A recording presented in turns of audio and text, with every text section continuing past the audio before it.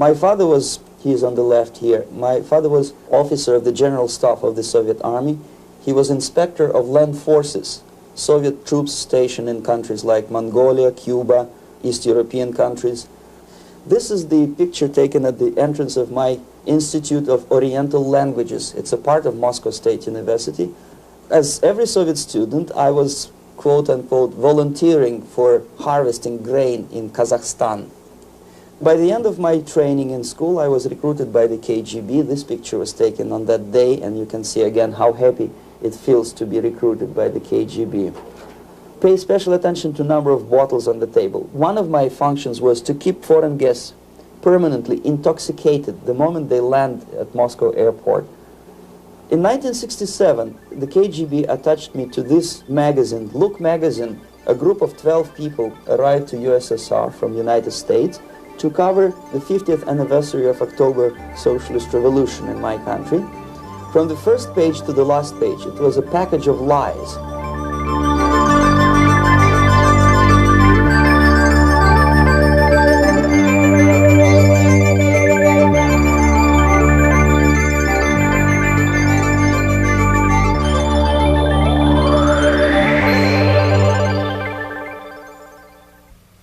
Our conversation is with Mr. Yuri Alexandrovich Bezmenov. Mr. Bezmenov was born in 1939 in a suburb of Moscow. He was the son of a high-ranking Soviet Army officer. He was educated in the elite schools inside the Soviet Union and became an expert in Indian culture and Indian languages. He had an outstanding career with Novosti, which was the, and still is, I should say, the press arm or the press agency of the Soviet Union. It turns out that this is also a front for the KGB. One of his interesting assignments was to brainwash foreign diplomats when they visited Moscow. And he'll tell us a little bit about how they did this and how they planted information which eventually wound up in the press of the free world. He escaped to the West in 1970 after becoming totally disgusted with the Soviet system, and he did this at great risk to his life. He certainly is one of the world's outstanding experts on the subject of Soviet propaganda and disinformation and active measures. Mr. Bezmenov, I'd like to begin by having you tell us a little bit about some of your childhood memories. Well, the most vivid memory of my childhood was Second World War, or to be more precise, the end of the Second World War, when all of a sudden United States, from a friendly nation, which helped us to defeat Nazism, turned overnight into a deadly enemy. And it was very shocking because all newspapers were trying to present an image of belligerent, aggressive American imperialism. Most of the things that we were taught is that United States is aggressive power, which is just about to invade our beautiful, free, socialist country, that American CIA is dropping Colorado beetles on our beautiful potato fields to eliminate our crops. And each schoolboy had a picture of Colorado bug on the back page of his notebook. And we were instructed to go into collective fields to search for those little Colorado bugs. Of course, we couldn't find any. Neither we could find many potatoes. And that was explained again by the encroachments of the decadent imperialist power. The anti-American paranoia, hysteria in the Soviet propaganda was to such of such a higher degree that many less skeptical people or less stubborn would really believe that the United States is just about to invade our beautiful motherland, and some secretly hope that it will come true. That's interesting. Yes. Well, getting back to life inside the Soviet Union or inside communist countries in general, in this country, at the university level primarily, we read and hear that the Soviet system is different from ours, but not that different, and that there is a convergence developing between all of the systems of the world, and that really it doesn't make an awful lot of difference what system you live under because you have corruption and dishonesty and tyranny and all that sort of thing. From your personal experience, what is the difference between life under communism and life in the United States? Well, life is obviously very much different for simple reason that the Soviet Union is a state capitalist economically. It's a state capitalism where an individual has absolutely no rights, no value, his life is nothing, it's just like an insect. He is disposable, whereby in the United States even the worst criminal is treated as a human being, he has a fair trial, and some of them capitalize on their crimes. They publish their memoirs in their prisons and get handsomely paid by your crazy publishers. The differences, of course, in the daily life are very various, depending on whom we are talking about. In my own private life, I never suffered from communism simply because I was brought up in a family of high-ranking military officer. Most of the doors were open for me. Most of my expenses were paid by the government, and I never had any troubles with the authorities or with the police. So, in other words, I would say I enjoyed, or I had good reasons to enjoy, all the advantages of so-called socialist system. My main motivations to defect had nothing to do with affluence. It was mainly moral indignation, moral protest, rebellion against the inhuman methods of the Soviet system.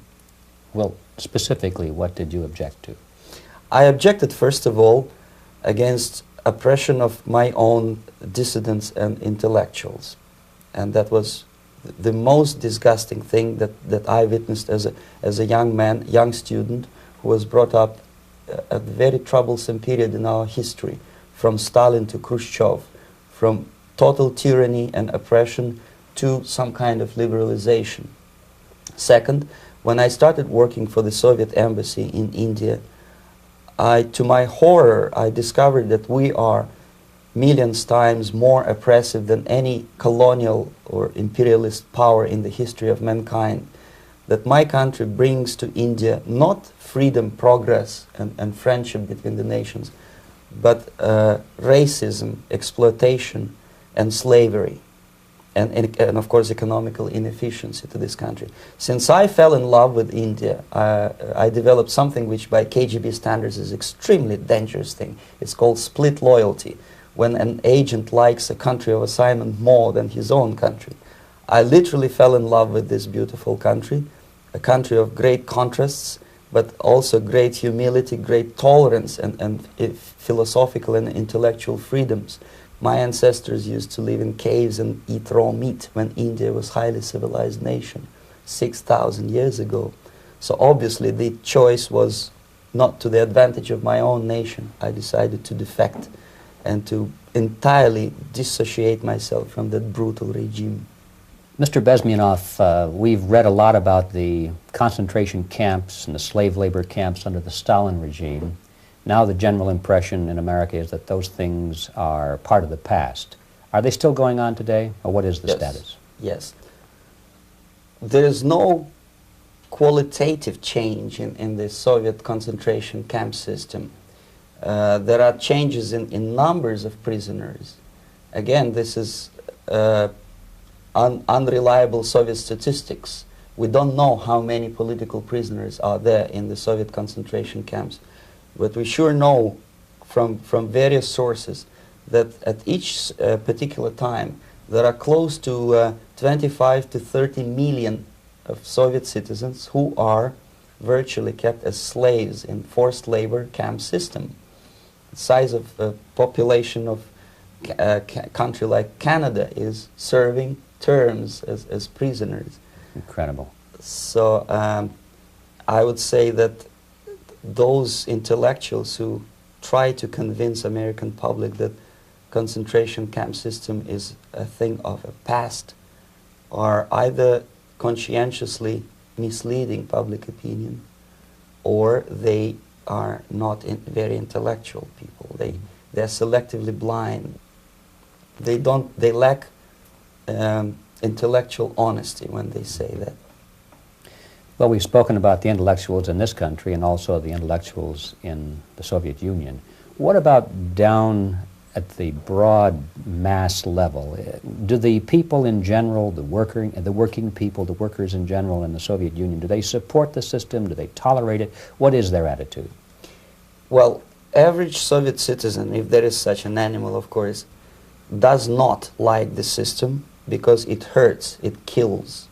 he may not understand the reasons, he may not have enough information or educational background to understand. But I doubt very much there are many people who are conscientiously supporting the Soviet system. There are not such people in USSR. Even those who have all the reasons to enjoy socialism, people like myself, who were a member of journalistic elite, they also hate the system for different reasons, though. Not because they lack material affluence, but because they are unfree to think, they are in constant fear, duplicity, split personality. And this is the greatest tragedy for my nation. Well, what do you think are the chances of the people actually overcoming their system or replacing it? There is a great possibility that system will sooner or later be destroyed from within. There is a self-destructive mechanism built into any socialist or communist or fascist system, because there is lack of feedback, because the system does not rely upon loyalty of population.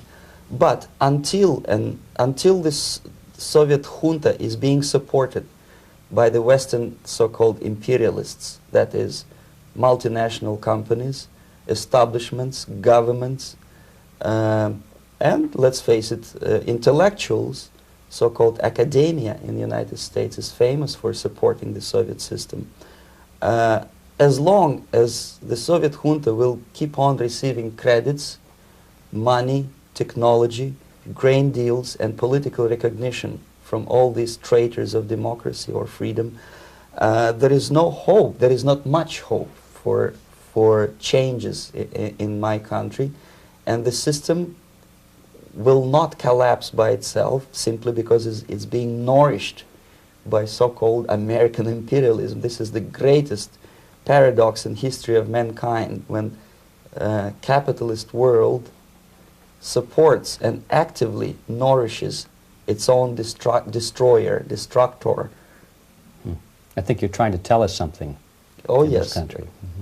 I'm trying to tell you that it has to be stopped unless you want to end up in Gulag system and enjoy all the advantages of socialist equality.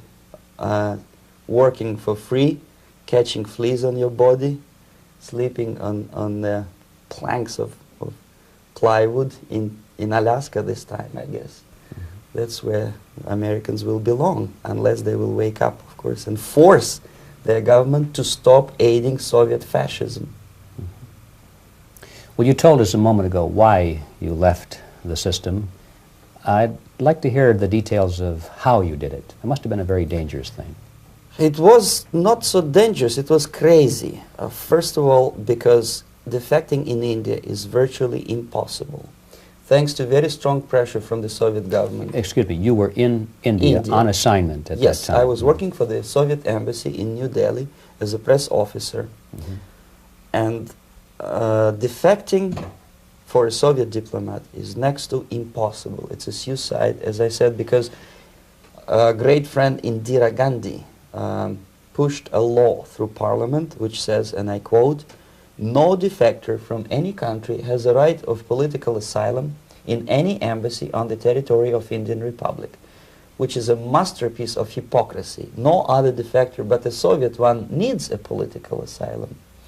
So knowing that perfectly well, I planned a craziest possible way to defect. I studied counterculture in India.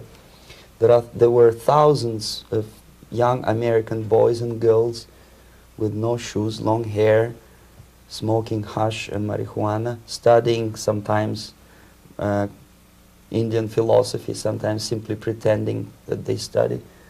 And they greatly annoyed Indian police, and they were laughing stock of Indians because obviously they were good-for-nothing students. I studied carefully where they congregate, what routes they travel, what language they speak, what do they smoke. And one day I simply joined a group of hippies to avoid detection of Indian police. I was dressed as a typical hippie with blue jeans, long camise shirts with all kind of nice decorations like beads, long hairs. I bought a wig because for several weeks I had to turn myself from a conservative Soviet diplomat into a very progressive American hippie. And that was the only way that I could avoid detection. It was very interesting experience, but it was necessary because from my own knowledge as a member of Soviet embassy staff, I knew that there were many cases when Soviet defectors were betrayed by Indian police, and also some Western embassies played a very dirty role in betraying the Soviet defectors. According to our information, they were some, I wouldn't call them double agents, but simply amoral people working for this for the United States embassy, and confiding in people like this would be a suicide. So I had to be extremely careful. I could not trust anyone, and that was the reason for such a crazy way to defect. Well, had you been caught in the act of trying to get out, what would have happened to you? Oh, most likely I would end up in concentration camp, or, depending on the situation and on the whim of some bureaucrat in KGB, maybe even executed. This is normal practice, quietly, of course, not publicly. But that would be the end of my defection, of course. Well, when did you finally make it to the United States? In 1970, after about 6 months of debriefing in Athens by the CIA, and I presume FBI too, they let me go first to Germany, then to Canada. That was my decision. I had to change my identity to protect my family and my friends in USSR. And also I was a little bit paranoid, knowing that both Soviet KGB and probably some double agents within American system may be after me. So I wanted to settle down as far away as possible. I requested CIA to give me some kind of new identity and just let me go on my own. And I settled in Canada. I was a student. I changed many professions, from farm help and laundry truck driver to language instructor and broadcaster for Canadian Broadcasting Corporations in Montreal. Well, have you had any threats on your life or any yes. unpleasant In about 5 years, KGB eventually discovered that I am working for Canadian Broadcasting. I made a very big mistake. I started working for overseas service of CBC, which is similar to Voice of America, in Russian language. And of course, monitoring service in USSR picked up every new voice. Every new announcer they would make it a point to discover who he is. And in 5 years, sure enough, slowly but surely, they discovered that I am not Thomas Schumann, that I am Yury Alexandrovich Bezmenov, and that I'm working for Canadian Broadcasting, and undermining beautiful détente between Canada and USSR. And the Soviet ambassador Alexander Yakovlev made it his personal effort to discredit me. He complained to Pierre Trudeau, who is known to be a little bit soft on socialism. And the management of CBC behaved in a very strange, cowardly way, unbecoming to representatives of an independent country like Canada. They listened to every suggestion that Soviet ambassador gave, and they started shameful investigation, analyzing content of my broadcasts to USSR. And sure enough, they discovered that some of my statements were probably would be offending to the Soviet Politburo. So I had to leave my job. And of course, subtle intimidations. They would say something like, please cross the street carefully because, you know, traffic is very heavy in Quebec. And fortunately, I know about the psychology and the logic of activity of the KGB, and I never allowed myself to be intimidated. This is the worst thing. This is what they expect a person, a defector, to be intimidated. Once they spot that you are scared, they keep on developing that line, And then eventually you either have to give up entirely and work for them, or they neutralize you. They would definitely stop all kind of political activity, which they failed to do in my case, because I was stubbornly working for the Canadian Broadcasting. And in response to their intimidations, I said that, look, this is a free country, and I am as free as you are. And I also can drive very fast. And gun control is not yet established in Canada, so I had a couple of good shotguns in my basement. So welcome to visit me someday with your Kalashnikov's machine guns. So obviously it didn't work. Intimidation didn't work. So they tried different approach, as I described. They approached on the highest level, on the level of Canadian bureaucracy. And on that level they were on successful. that level they were successful. On individual level they failed flat. Mr. Bezmenov has brought a series of slides with him that he has taken from the Soviet Union, and I think this is a good time to take a look at the slides. Yes. Now, the viewers will be able to see these slides as we talk about them. Yes, this is a collection of slides which are, some of them are snapshots from my family album, some of them are documents which I smuggled from the Soviet embassy, and some are reproductions from local mass media. I usually show them to establish my credibility as a defector. This is a picture of my native town, Mytishi, about 20 miles north from Moscow. Characteristically, there is a statue of Comrade Lenin in the central square. This is myself at the age of 7, again, characteristically, under the statue of Comrade Stalin, extending his friendly hand to peoples of the world. At that age, of course, I was still idealistically minded young communist, and I still believe that sooner or later things will go for better. But I realized that the system stinks, that something is fishy, and that ideology is fake. And the propaganda about advanced Soviet agriculture simply didn't meet the criteria of reality. If they talk about abundance of food and there is none in the stores, there must be something wrong. My father was, he is on the left here, my father was officer of the General Staff of the Soviet Army. He was inspector of land forces, Soviet troops stationed in countries like Mongolia, Cuba, East European countries. Were he alive today, most likely he would be inspecting Soviet troops in Nicaragua, Angola, and many other parts of the world. Fortunately, he died and he didn't see the disgrace, because deep inside he was a Russian patriot. He didn't like the idea of expanding Soviet military might, especially in the areas where we were not welcomed at all. Unlike many other military officers, he was reporting directly to the Minister of Defense, bypassing KGB and diplomatic service. In other words, he was a trusted military professional. And my impression that this type of people are much less hawkish and adventuristic than party bureaucrats in Kremlin. When American mass media describes Soviet military as potentially dangerous counterpart for Pentagon, I simply laugh, because I know better. I know that the most dangerous part of the Soviet power structures are not military at all.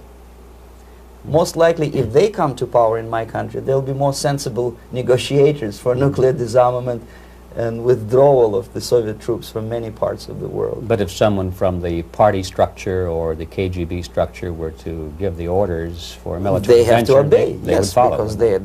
they are professional military. But they, you see, the triangle of power and hate in USSR is the party at the top, the party elite, the oligarchy of the party, then the military, and the KGB at the bottom. They hate each other, and the most hated triangle, the most hated corner of the triangle is the Communist Party bureaucrats. They are the most adventuristic, senile megalomaniacs. They can start war, I wouldn't be surprised. Not the military. They know what war is. Yes. At least my father did. This is the picture taken at the entrance of my Institute of Oriental Languages. It's a part of Moscow State University. I graduated in 1963. And Now, excuse me, which one were you on? I am on the right. You're on the right. And on the left is my my schoolmate Vadim Smirnov, who later was a apparatchik in the Central Committee of the Soviet Union Communist Party. What is an apparatchik? It's a functionary, something like civil service in British Empire. Someone who is never fired from the service. He stays there internally. He may not be promoted too high, but he's a dependable bureaucrat who will stay forever. I studied not only languages, but also history, literature, even music. I'm on this picture, I'm trying to learn how to play Indian musical instrument. I even tried to look like an Indian when I was second-year student. Not bad, right? Yes, actually it was strongly encouraged by the instructors in my school, because the graduates of my school were later on employed as diplomats, foreign journalists, or spies. As every Soviet student, I was quote-unquote volunteering for harvesting grain in Kazakhstan. This is the biggest agricultural blunder of the Soviet government. But I didn't have much choice, of course, because the communist motto borrowed from the Bible says, "Those who do not work shall not eat." And you can see me eating, therefore I was working, and you can see how happy I was about it. I went through a very extensive physical and military training, including the military games in areas, suburban areas of Moscow. And here, for example, we are on the tour in Arkhangelsk area. And by the end of my training in school, I was recruited by the KGB. This picture was taken on that day, and you can see again how happy it feels to be recruited by the KGB. Our conversation with Yuri Alexandrovich Bezmenov, who is a defector from the Soviet Union, a former propaganda agent for Novosti and the KGB, will continue after this message.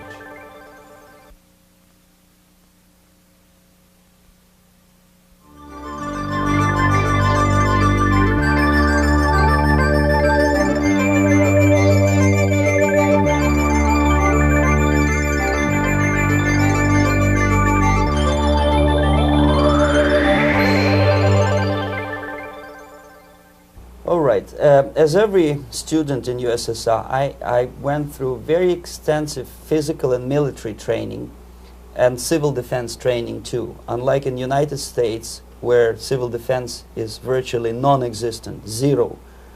In USSR, every student, whatever his major subject, has to go through very extensive 4-year military and civil defense training. You can see me here with a group of students during one of the war games near Moscow.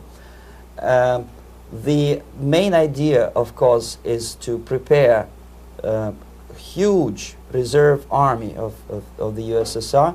Each student has to graduate as a junior lieutenant. In my case, it was administrative and military intelligence service. My first assignment was to India as a translator with the Soviet Economical Aid Group, building refinery complexes in Bihar state and Gujarat state.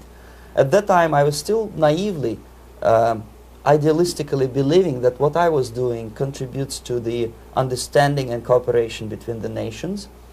It took me quite a number of years to realize that what we were bringing to India was a new type of colonialism, 1,000 times more oppressive and exploitative than any colonialism or imperialism in history of mankind. But at that time, I was still hoping that, well, maybe it's not that bad, could be worse, and things may go for better. And I even tried to implement the beautiful Marxist motto, "Proletarians of all the countries unite."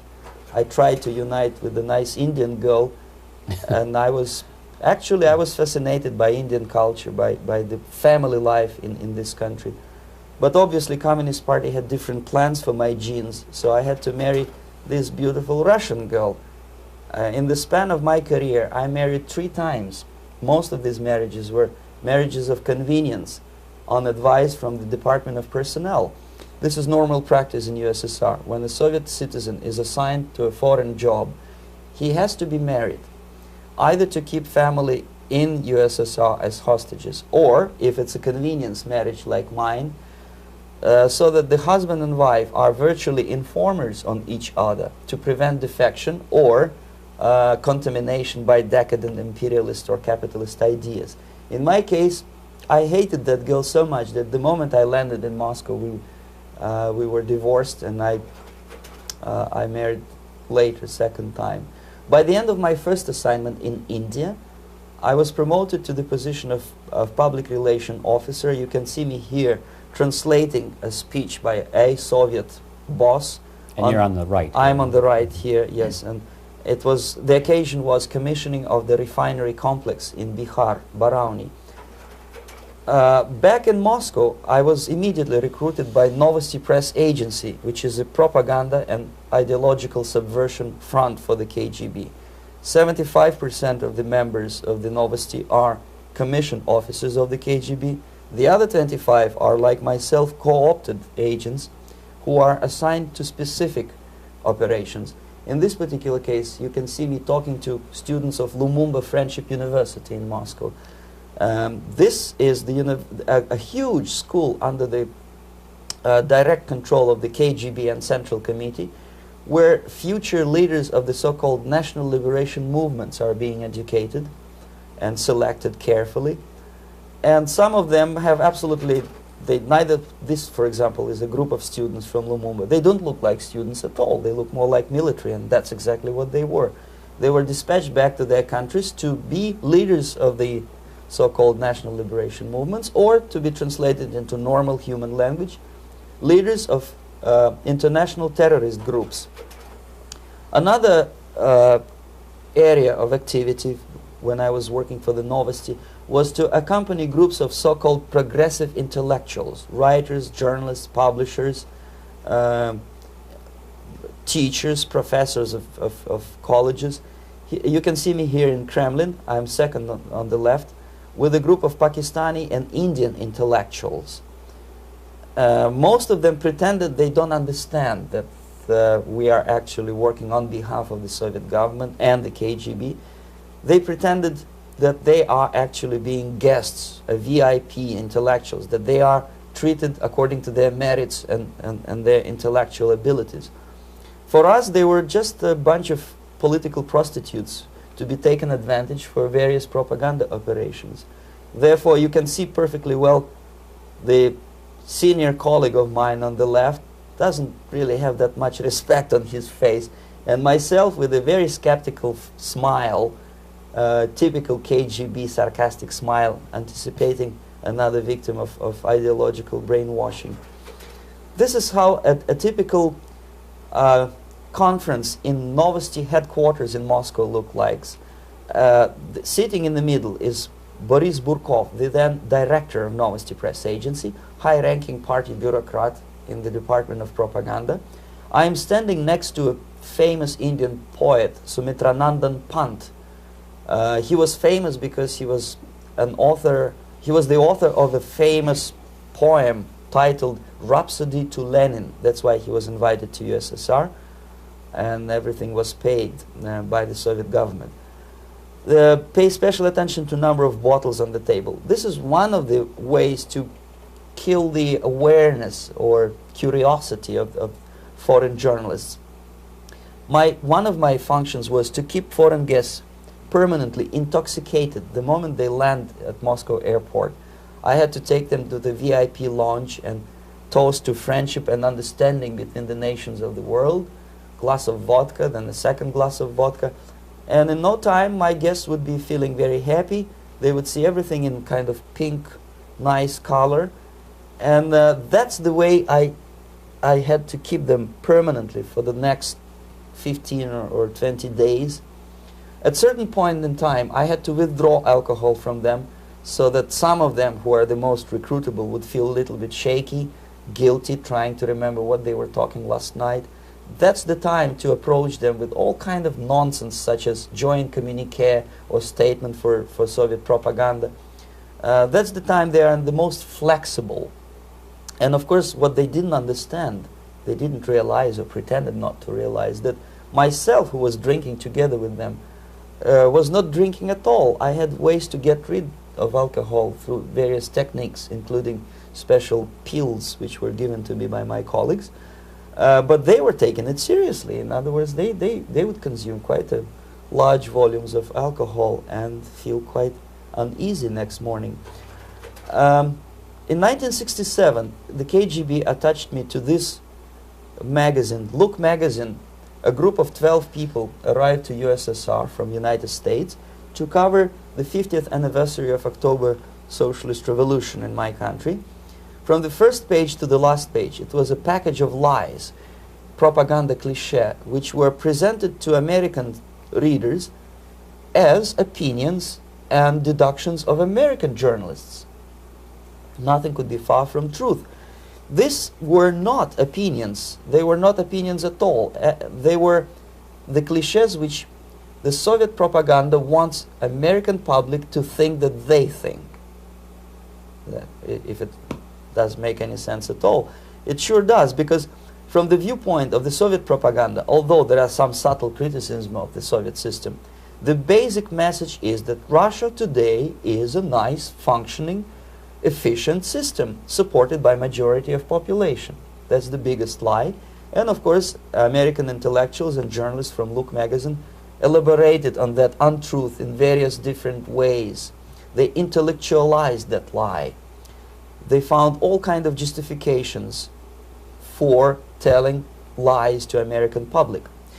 Excuse me, it was partly your job to make sure that they got these ideas, yes, and accepted them as their own ideas. Right. Actually, even before they arrived to USSR, and they paid astronomical sum of money for that visit, they were submitted, this Novosti Press agency developed so-called backgrounders, 20-25 pages of information and opinions which were presented to the journalists even before they bought their tickets to Moscow. They had to analyze the situation, and judging on their reaction to that backgrounder, the local Novosti representative or local Soviet diplomat in Washington, D.C. would assess whether they be given visa to USSR or not. Yeah, so they were selected ahead of time. Oh yes, they were pre-selected very carefully, and there is not much chance for honest journalists to arrive to USSR and to stay there for 1 year and to bring this package of lies back home. This, for example, is a centerfold of the Look magazine. They presented this monument erected by Communist Party in Stalingrad as the symbol, personification of Russian military might. And they said in the article, which is published on the site, that Soviets are very proud of the victory in the Second World War. This is another big myth, a lie. No sensible people would be proud to lose 20 millions of their countrymen in a war which was started by Genosse Hitler and Comrade Stalin and paid by American multinationals. Most of the Soviet citizens look at this type of monuments with disgust and sorrow, because every family lost father, brother, sister, or child in the Second World War. Yet American journalists who were trying to appease, to please their hosts, presented this picture on the centerfold as the symbol and personification of Soviet national, they call it Russian national spirit. And it was greatest misconception and a very tragic misunderstanding. Of course, Look magazine was not distributed in USSR. The main audience was in United States. But I presume that many Americans, millions of Americans who were reading Look magazine at that time, had absolutely wrong idea about the sentiments of my nation, about what the Soviets are proud of and what they hate.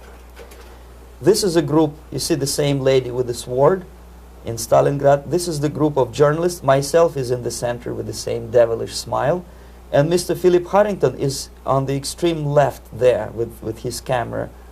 This is the gentleman which was so deaf or so uninterested in what I had to say to him. This is the same picture, a blow-up of the same picture.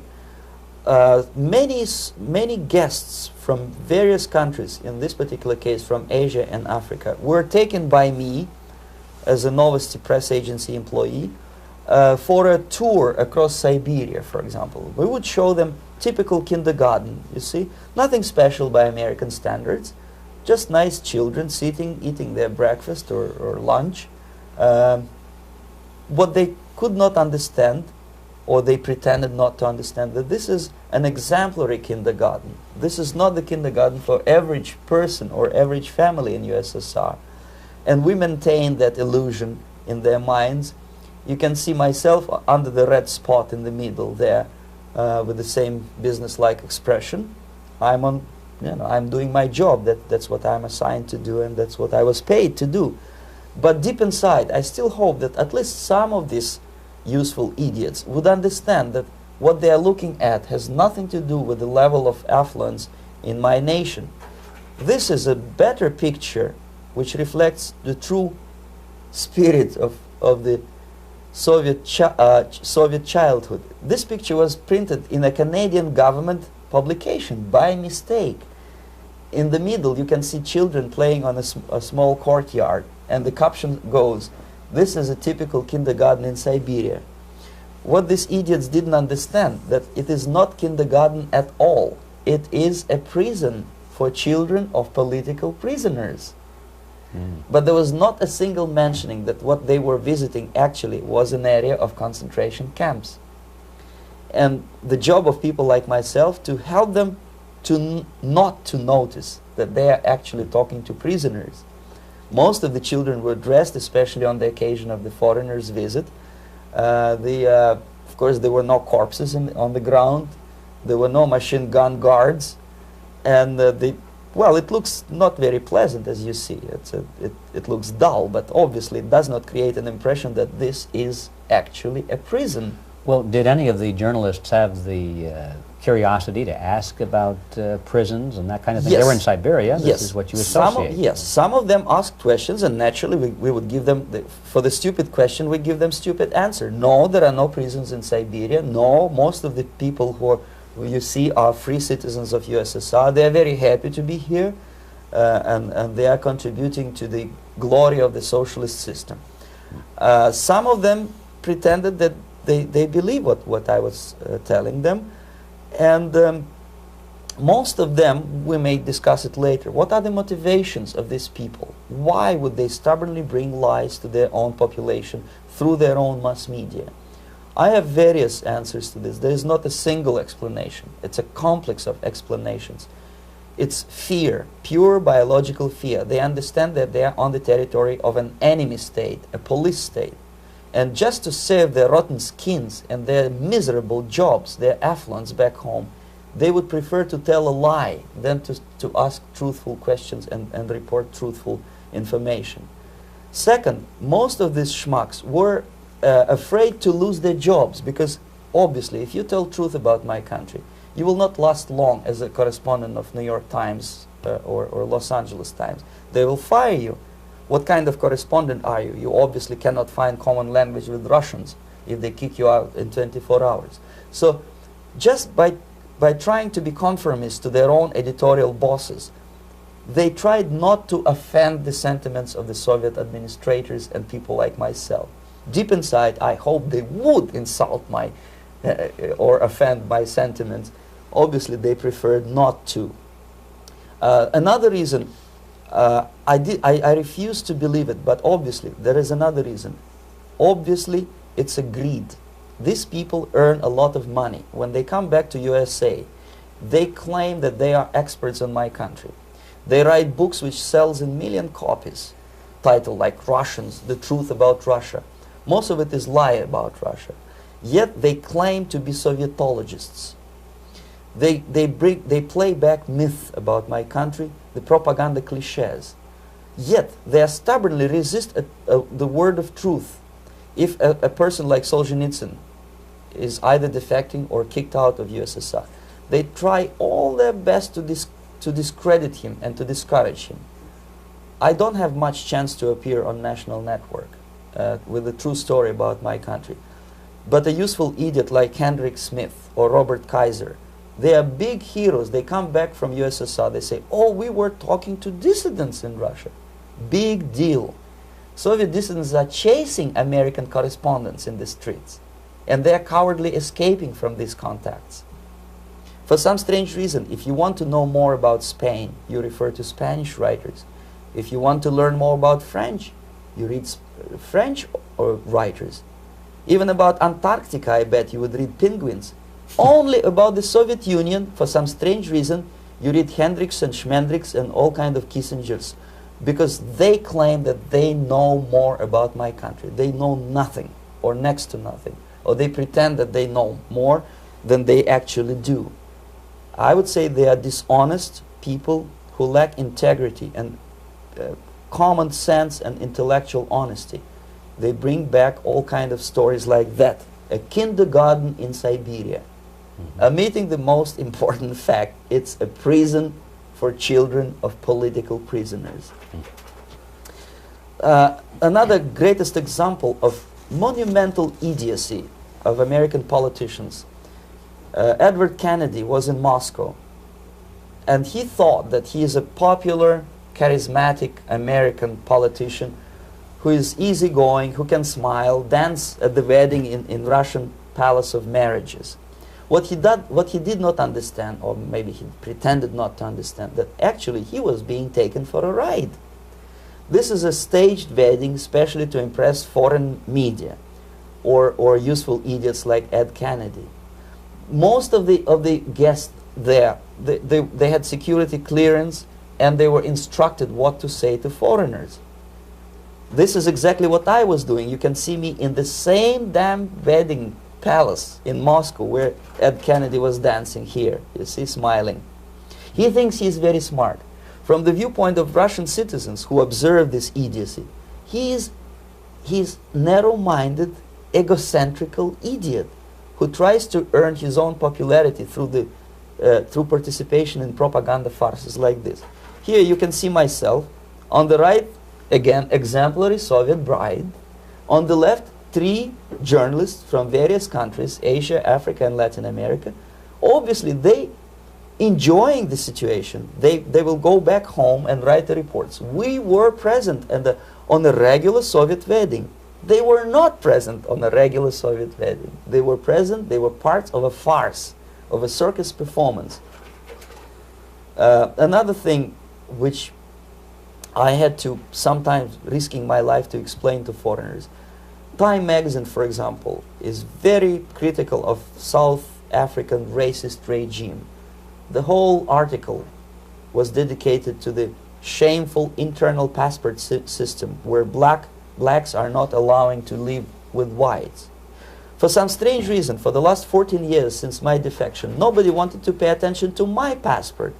This is my passport. It also shows my nationality, and it has a police rubber stamp, which is called propiska in Russian language, which assigns me to a certain area of residence. I cannot leave that area, same way as this black man cannot leave the area in South Africa. Yet we call South African government racist regime.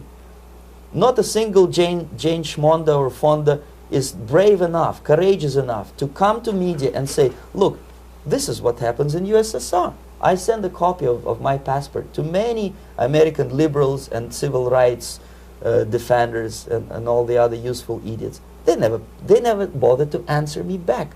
This shows what kind of integrity, what kind of honesty these people are. They're a bunch of hypocrites because they don't want to recognize a good example of racism in my country. This is the first stage of befriending a professor. You can see myself on the left with the same James Bond smile. On the right is my KGB supervisor, Comrade Leonid Mitrokhin, and in the middle a professor of political science in Delhi University. The next stage would be to invite him to a gathering of Indo-Soviet Friendship Society. There he is sitting next to his wife before he is being sent to USSR for free trip. Everything is paid by the Soviet government. He was made to believe that he is invited to USSR because he is a talented, sober-thinking intellectual.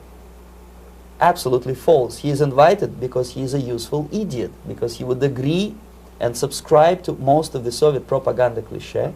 And when he is coming back to his own country, he is going for years and years to teach the beauties of Soviet socialism to newer and newer generations of his students, thus promoting the Soviet propaganda line. The KGB was even curious about this gentleman. It may look innocent. Maharishi Mahesh Yogi, a great spiritual leader, or maybe a great charlatan and crook, depending on from which side you're looking at him. Beatles were trained at his ashram in Hardwar in India how to meditate. Mia Farrow and other useful idiots from Hollywood visited his school, and they returned back to United States absolutely zonked out of their minds with marijuana, hashish, and crazy ideas of meditation. To meditate, in other words, to isolate oneself from the current social and political issues of your own country. To get into your own bubble, to forget about troubles of the world. Obviously, KGB was very fascinated with such a beautiful school, such a brainwashing center for stupid Americans. I was dispatched by the KGB to check what kind of VIP Americans attend this school. That's you on the left. Yes, I'm on the left. I was trying to get enrolled in that school. Unfortunately, the Maharishi Mahesh Yogi asked too much. He wanted $500 American for enrollment. But my function was not actually to get enrolled in the school. My function was to discover what kind of people from United States attend this school. And we discovered that, yes, there are some influential members of family, public opinion makers of United States, who come back with the crazy stories about Indian philosophy. Indians themselves look upon them as idiots, useful idiots. To say nothing about KGB, who looked at them as extremely naive, misguided people. Obviously, a VIP, say a wife of a congressman, or a prominent Hollywood personality, after being trained in that school, is much more instrumental in the hands of manipulators of public opinion and KGB than a normal person who understands, who looks through this type of fake religious training. Why would they be more susceptible to manipulation? I just mentioned that because, you see, a person who is too much involved in introspective meditation. You see, if you carefully look what Maharishi Mahesh Yogi is teaching to Americans, is that most of the problems, most of the burning issues of today can be solved simply by meditating. Don't rock the boat. Don't get involved. Just sit down, look at your navel, and meditate. And the things, due to some strange logic, due to cosmic vibration, will settle down by themselves. This is exactly what the KGB and Marxist-Leninist propaganda wants from Americans, to distract their opinion, attention, and mental energy from real issues of United States into a non-issues, into a non-world, non-existent harmony. Obviously, it's more beneficial for the Soviet aggressors to have a bunch of duped Americans than Americans who are self-conscious, healthy, physically fit, and alert to the reality. Maharishi Mahesh Yogi obviously is not on the payroll of the KGB.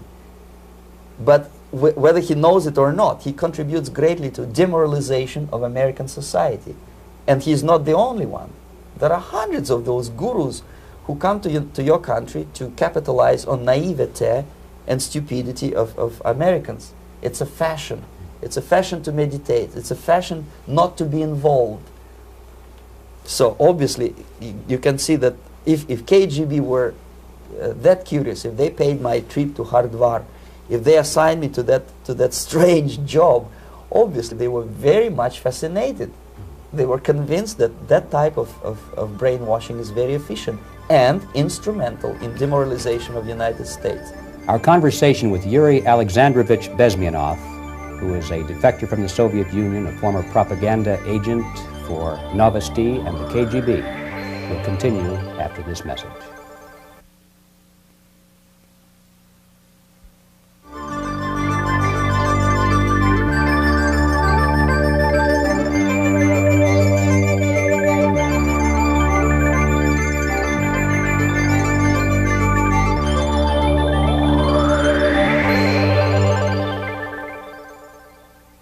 This picture shows the part of the building of USSR embassy, and my supervisors. On the left is Comrade Mehdi, an Indian communist, and on the right, Comrade Mitrokhin, my supervisors in the secret department of research and counter-propaganda.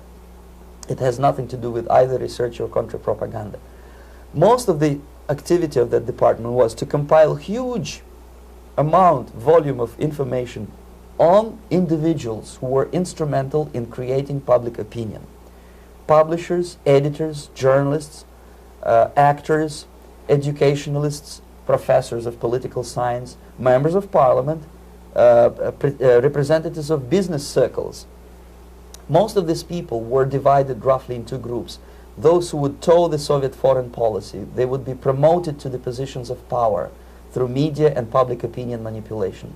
Those who refused the Soviet influence in their own country would be character assassinated or executed physically come revolution.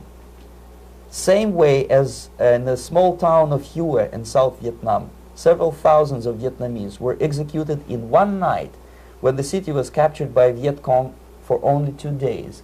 And American CIA could never figure out how could possibly communists know each individual, where he lives, where to get him, and would be arrested in one night, basically in some 4 hours before dawn, put on a van, taken out of the city limits and shot.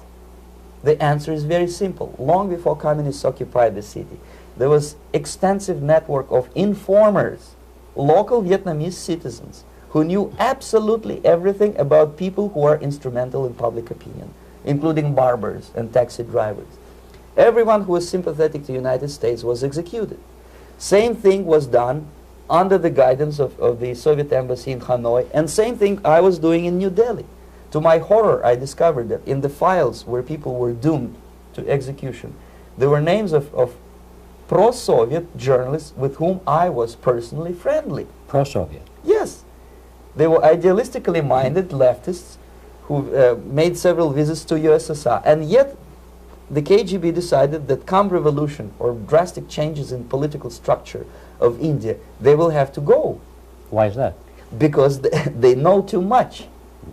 Simply because, you see, the useful idiots, the leftists who are idealistically believing in the beauty of Soviet socialist or communist or whatever system, when they get disillusioned, they become the worst enemies. That's why my KGB instructors specifically made a point, never bother with leftists. Forget about these political prostitutes. Aim higher. This was my instruction. Try to get into large circulation, established conservative media. Rich, filthy rich movie makers, intellectuals, so-called academic circles. Cynical, egocentric people who can look into your eyes with angelic expression and tell you a lie. These are the most recruitable people, people who lack moral principles, who are either too greedy or too suffer from self-importance. They feel that they matter a lot. These are the people who KGB wanted very much to recruit. But to eliminate the others, to execute the others, don't they serve some purpose? Wouldn't they be the ones they rely on? They serve purpose only at the stage of destabilization of a nation. For example, your leftists in United States, all these professors and all these beautiful civil rights defenders, they are instrumental in the process of the subversion only to destabilize the nation. When their job is completed, they are not needed anymore. They know too much. Some of them, when they get disillusioned, when they see that Marxist-Leninists come to power, obviously they get offended. They think that they will come to power. That will never happen, of course. They will be lined up against the wall and shot. But they may turn into the most bitter enemies of Marxist-Leninists when they come to power. And that's what happened in Nicaragua. You remember most of these former Marxist-Leninists were either put to prison or one of them split and now he's working against Sandinistas. It happened in Grenada when Maurice Bishop was already a Marxist. He was executed by a new Marxist who was more Marxist than this Marxist. Same happened in Afghanistan when first there was Taraki, he was killed by Amin, then Amin was killed by Babrak Karmal with the help of KGB. Same happened in Bangladesh when Mujibur Rahman, very pro-Soviet leftist, was assassinated by his own Marxist-Leninist military comrades. It's the same pattern everywhere. The moment they serve their purpose, all the useful idiots are either be executed entirely, all the idealistically minded Marxists, or exiled, or put in prisons, like in Cuba. Many former Marxists are in Cuba, in prison. So most of the Indians who were cooperating with the Soviets, especially with our Department of Information of the USSR Embassy, were listed for execution. And when I discovered that fact, of course I was sick. I was mentally and physically sick. I thought that I'm going to explode one day during the briefing at the ambassador's office. I would stand up and say something that we are basically a bunch of murderers. That's what we are. It has nothing to do with friendship and understanding between the nation and blah, blah, blah. We are murderers. We behave as a bunch of thugs in a country which is hospitable to us, a country which with ancient traditions. But I did not defect. I tried to get the message across. To my horror, nobody wanted even to listen, least of all to believe what I had to say. And I tried all kinds of tricks. I would leak information through letters or lost documents or something like that. And still I got no message. The message was not published, even in the conservative mass media of India. The immediate impulse to defect was Bangladesh crisis, which was described by American correspondents as Islamic grassroots revolution, which is absolute baloney. There was nothing to do with Islam, and there was no grassroots revolution. Actually, there are no grassroots revolutions, period. Any revolution is a byproduct of a highly organized group of conscientious and professional organizers, but it has nothing to do with grassroots. In Bangladesh, it was nothing with grassroots. Most of the Awami League party members, Awami League means People's Party, were trained in Moscow in the High Party School.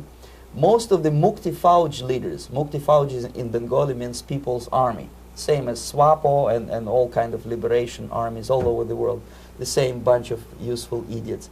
They were trained at Lumumba University and various centers of the KGB in Simferopol, in Crimea, and in Tashkent.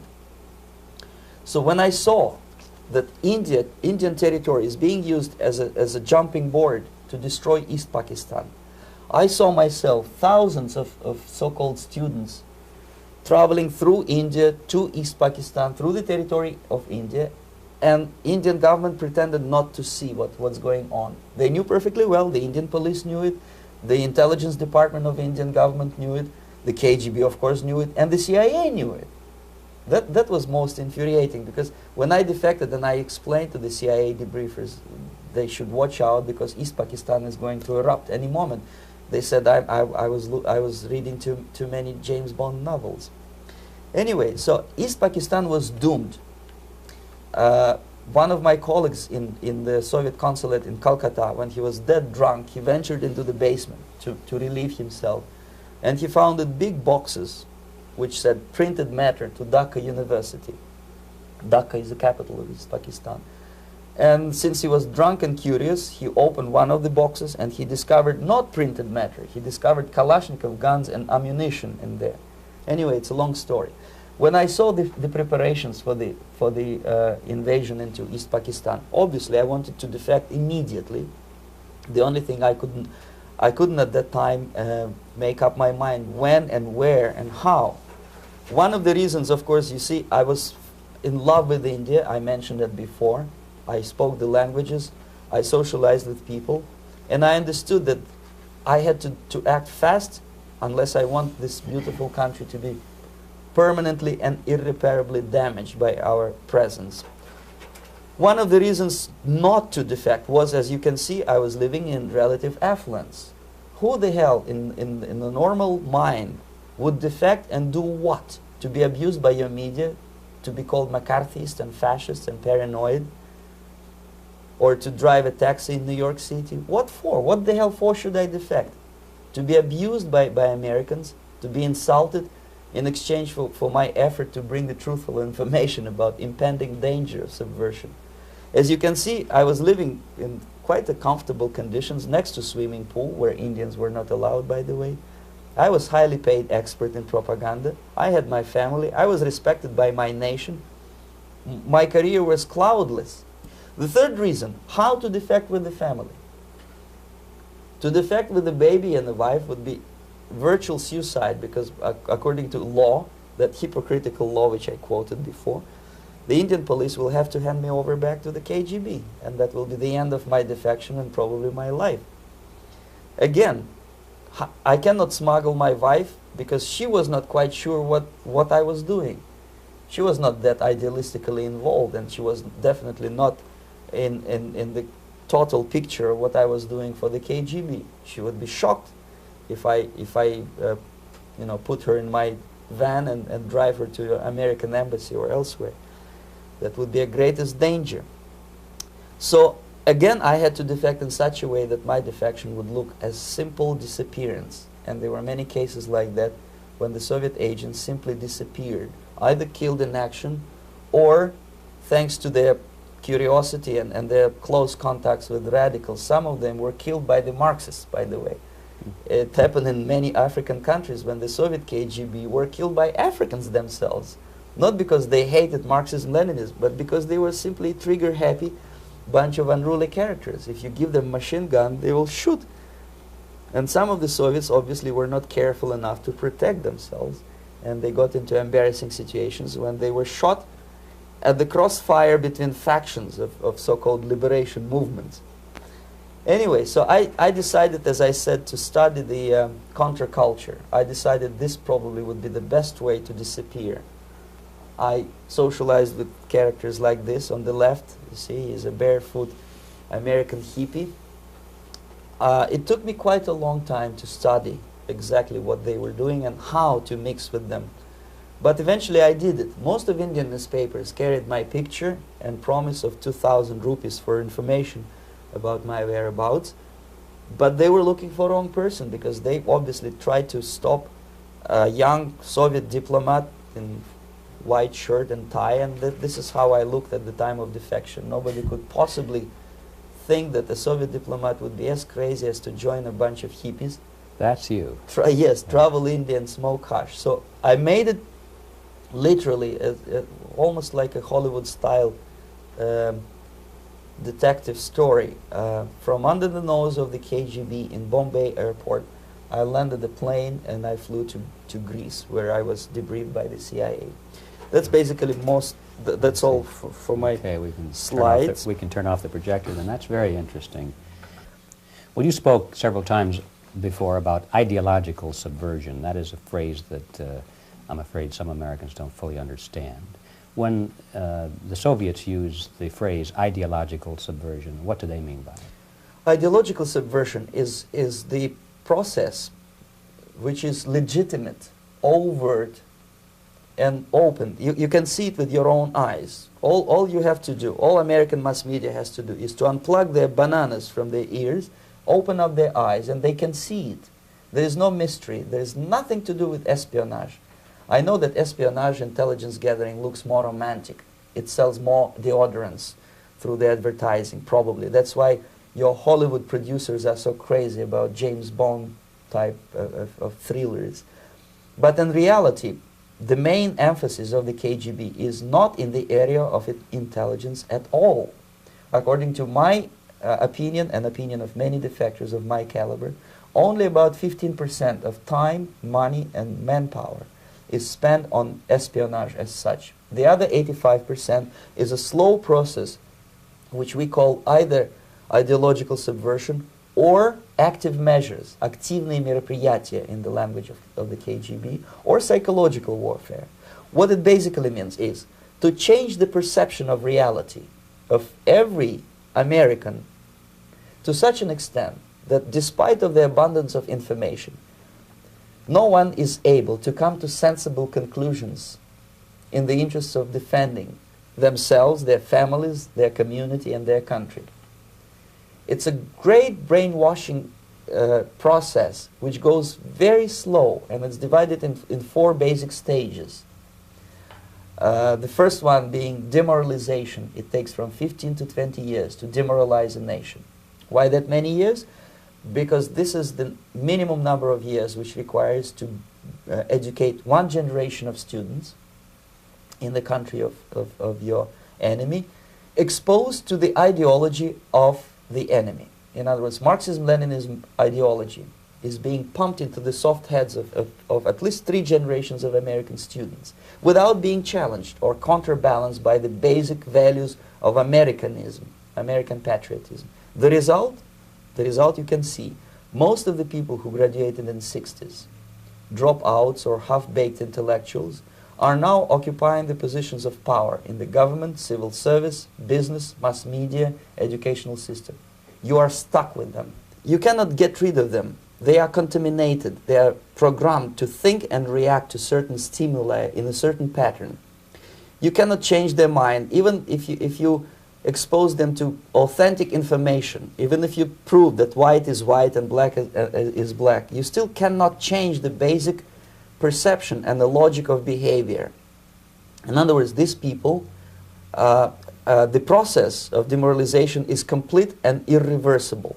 To get rid society of these people, you need another 20 or 15 years to educate a new generation of patriotically minded and common sense people who would be acting in favor and in the interests of the United States society. And yet these people who've been programmed and, as you say, in place and Yes. who are favorable to an opening with the Soviet concept, these are the very people who would be marked for extermination in this country? Most of them, yes. Simply because the psychological shock when they will see in future what the beautiful society of equality and social justice means in practice, obviously they will revolt.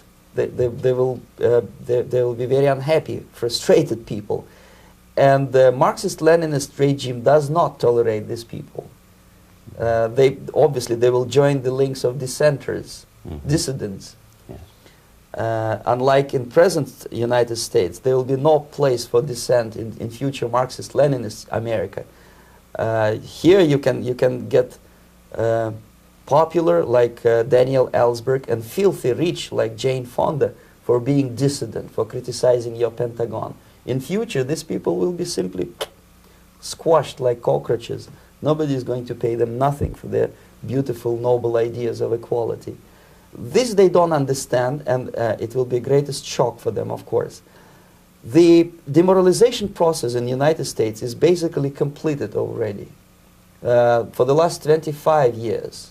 Actually, it's overfulfilled because demoralization now reaches such areas where previously not even Comrade Andropov and all his experts would even dream of such a tremendous success. Most of it is done by Americans to Americans, thanks to lack of moral standards. As I mentioned before, exposure to true information does not matter anymore. A person who was demoralized is unable to assess true information. The facts tell nothing to him. Even if I shower him with information, with authentic proof, with documents, with pictures, even if I take him by force to the Soviet Union and show him concentration camp, he will refuse to believe it until he is going to receive a kick in his fat bottom. When a military boot crashes his, then he will understand, but not before that. That's the tragic of the situation of demoralization. So basically America is stuck with demoralization, and unless, even if you start right now, here, this minute, you start educating new generation of Americans, it will still take you 15 to 20 years to turn the tide of ideological perception of reality back to normalcy and patriotism. The next stage is destabilization. This time, subverter does not care about your ideas and the patterns of your consumption. Whether you eat junk food and get fat and flabby, doesn't matter anymore. This time, and it takes only from 2 to 5 years to destabilize a nation, what matters is essentials: economy, foreign relations, defense systems. And you can see it quite clearly that in some areas, in such sensitive areas as defense and economy, the influence of Marxist-Leninist ideas in the United States is absolutely fantastic. I could never believe it 14 years ago when I landed in this part of the world that the process will go that fast. The next stage, of course, is crisis. It may take only up to 6 weeks to bring a country to the verge of crisis. You can see it in Central America now. And after crisis, with a violent change of power, structure, and economy, you have so-called the period of normalization. It may last indefinitely. Normalization is a cynical expression borrowed from Soviet propaganda. When the Soviet tanks moved into Czechoslovakia in '68, Comrade Brezhnev said, "Now the situation in brotherly Czechoslovakia is normalized." This is what will happen in the United States if you allow all these schmucks to bring the country to crisis, to promise people all kind of goodies and the paradise on earth, to destabilize your economy, to eliminate the principle of free market competition, and to put a big brother government in Washington, D.C., with benevolent dictators like Walter Mondale, who will promise lots of things, never mind whether the promises are fulfillable or not. He will go to Moscow to kiss the bottoms of new generation of Soviet assassins, never mind. He will create false illusions that the situation is under control. Situation is not under control. Situation is disgustingly out of control. Most of the American politicians, media, and educational system trains another generation of people who think they are living at a peacetime. False. United States is in the state of war, undeclared total war against the basic principles and the foundations of this system. And the initiator of this war is not Comrade Andropov, of course. It's the system. However ridiculous it may sound, the world communist system or the world communist conspiracy, whether I scare some people or not, I don't give a hoot. If you are not scared by now, nothing can scare you. But you don't have to be paranoid about it. What actually happens now, that unlike myself, you have literally several years to live on unless the United States wake up. The time bomb is ticking. With every second, the disaster is coming closer and closer. Unlike myself, you will have nowhere to defect to, unless you want to live in Antarctica with penguins. This is it. This is the last country of freedom and possibility. Okay, so what do we do? What is your recommendation to the American people? Well, the immediate thing that comes to my mind is, of course, there must be a very strong national effort to educate people in the spirit of real patriotism, number one. Number two, to explain them the real danger of socialist, communist, whatever, welfare state, big brother government. If people will fail to grasp the impending danger of that development, nothing ever can help United States. You may kiss goodbye to your freedom, including freedoms to homosexuals, to prison inmate. All this freedom will vanish, evaporate in 5 seconds, including your precious lives. The second thing, the moment at least part of United States population is convinced that the danger is real, they have to force their government. And I'm not talking about sending letters, signing petitions, and all this beautiful, noble activity. I'm talking about forcing United States government to stop aiding communism. Because there is no other problem more burning and urgent than to stop the Soviet military-industrial complex from destroying whatever is left of the free world. And it is very easy to do. No credits, no technology, no money, no political or diplomatic recognition, and of course no such idiocy as grain deals to USSR. The Soviet people, 270 millions of Soviets, will be eternally thankful to you if you stop aiding a bunch of murderers who sit now in Kremlin and whom President Reagan respectfully calls government. They do not govern anything, least of all such complexity as the Soviet economy. So basic, two very simple, maybe too simplistic answers or solutions, but nevertheless they are the only solutions. Educate yourself, understand what's going on around you. You are not living at the time of peace. You are in a state of war, and you have precious little time to save yourself. You don't have much time, especially if you are talking about young generation. There's not much time left for convulsions to the beautiful disco music. Very soon it will go, just overnight. If we are talking about capitalists or wealthy businessmen, I think they are selling the rope on which they will hang very soon. If they don't stop, if they cannot curb their unsettled desire for profit, and if they keep on trading with the monster of the Soviet communism, they are going to hang very soon. And they will pray to be killed, but unfortunately they will be sent to Alaska probably to manage industry of slaves. It's simplistic. I know it sounds unpleasant. I know Americans don't like to listen to things which are unpleasant. But I have defected not to tell you the stories about such idiocy as microfilm, James Bond type espionage. This is garbage. You don't need any espionage anymore. I have come to talk about survival. It's a question of survival of this system. You may ask me, what is it in for me? Survival, obviously, because unlike, as I said, I am now in your boat. If we sing together, we'll sing beautifully together. There is no other place on this planet to defect to.